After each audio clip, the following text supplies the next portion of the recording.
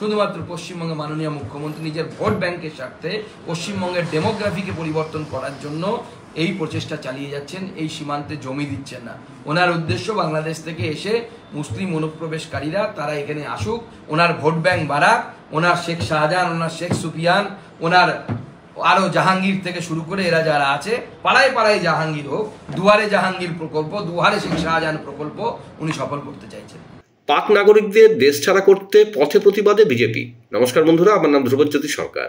পাকিস্তান নাগরিকদের চিহ্নিত করে ফেরত পাঠানোর দাবিতে বালুরঘাট লোকসভা কেন্দ্রের সাংসদ কার্যালয়ে সাংবাদিক বৈঠক সুকান্তর। শুনুন কি বললেন বিজেপির রাজ্য সভাপতি। আপনারা জানেন যে গত 22 তারিখে পেহেলগাঁওয়ে যে বর্বরোচিত আক্রমণ হয়েছে এবং যেখানে হিন্দু বেছে বেছে তাদেরকে মারা হয়েছে, তার প্রতিবাদে ভারত সরকারের হোম মিনিস্ট্রি 25শে এপ্রিল একটি নোটিফিকেশন বের করে। এই নোটিফিকেশন সমস্ত রাজ্য সরকারকে পাঠানো হয়।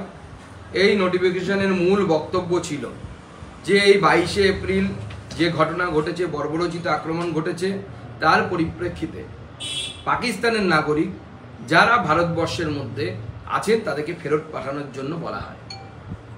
ভারত সরকার 22 তারিখে যে বর্বরোচিত আক্রমণ হয়েছে, সেই বর্বরোচিত আক্রমণের প্রতিবাদে বা তার উপযুক্ত ন্যায়ের ব্যবস্থা করার জন্য অনেকগুলো পদক্ষেপ নিয়েছে।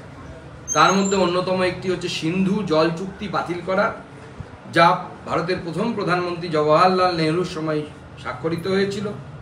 পাকিস্তানি যারা এসেছেন সার্ক ভিসার মাধ্যমে তাদের ভিসা বাতিল করা, এবং আমরা তারপরে জানতে পারলাম যে গোটা ভারতবর্ষে কতজন পাকিস্তানি নাগরিক তারা এসে বছরের পর বছর ভারতবর্ষে থেকে গেছে। পশ্চিমবঙ্গ সরকার এর বিরুদ্ধে এখনো পর্যন্ত সেইভাবে উপযুক্ত পদক্ষেপ নেয়নি। গতকাল আমরা খবরে মিডিয়ার মাধ্যমে জানতে পেরেছি ব্যারাকপুর এলাকা থেকে একজন মহিলাকে নাকি পুলিশ গ্রেপ্তার করেছে পাকিস্তানি নাগরিক হিসাবে। ভাবুন ভারতবর্ষের অবস্থা। 30 বছর ধরে সেই মহিলা পশ্চিমবঙ্গে বিয়ে করে ঘর সংসার করছে। তার আশেপাশের লোকজন, সরকার কেউ জানেই না যে সে পাকিস্তানি নাগরিক। এখন তাকে পাকিস্তান ফেরত পাঠানোর জন্য, ডিপোর্ট করার জন্য রাজ্য সরকারি পুলিশ তাকে গ্রেপ্তার করেছে এবং তারপরে হয়তো তাকে পাঠানোর জন্য ব্যবস্থা হবে। কিন্তু পশ্চিমবঙ্গ সরকারের এই যে এত স্লো, এতদিনে একজন, আমরা জানি না কত পাকিস্তানি আছে, যেখানে জম্মু কাশ্মীরের মতো এত বৃহৎ মুসলিম সংখ্যাগরিষ্ঠ রাজ্য, তাতে পর্যন্ত কিন্তু সেখানকার রাজ্য সরকার পাকিস্তানি নাগরিক কারা আছেন তাদের চিহ্নিতকরণ এবং তাদেরকে ফেরত পাঠানো। আপনারা দেখেছেন বেশ কয়েকটি উদাহরণ আমাদের সামনে এসেছে।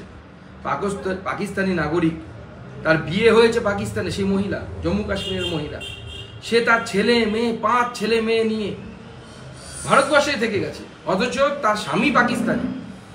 হিসেব মতো তার নাগরিকত্ব চেঞ্জ হয়ে পাকিস্তানি নাগরিকত্ব হয়েছে নিয়ম অনুসারে, এবং তার পাকিস্তানে যাওয়ার কথা, কিন্তু সে এত বছর ধরে চুপচাপ জম্মু কাশ্মীরে বসে জনসংখ্যা জিহাদ চালিয়ে যাচ্ছে।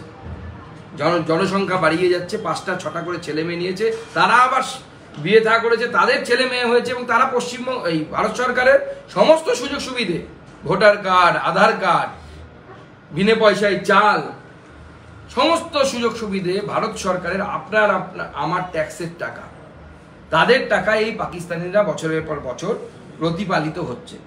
আমরা এই প্রতিবাদে, অর্থাৎ সমস্ত পাকিস্তানিদেরকে ভারতবর্ষ থেকে তাড়াতে হবে।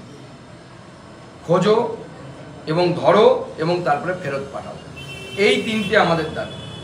অর্থাৎ খুঁজে বের করো কোথায় পাকিস্তানি আছে, পাকিস্তানি নাগরিক আছে, তাদেরকে ধরা হোক এবং তাদেরকে ফেরত পাঠানো হোক। বন্ধুরা, ভিডিওটি ভালো লাগলে দয়া করে লাইক শেয়ার করে দেবেন, আমাদের পেজটা ফলো করে নেবেন, আর আপনার মতামত কমেন্ট করে অবশ্যই জানান। ধন্যবাদ।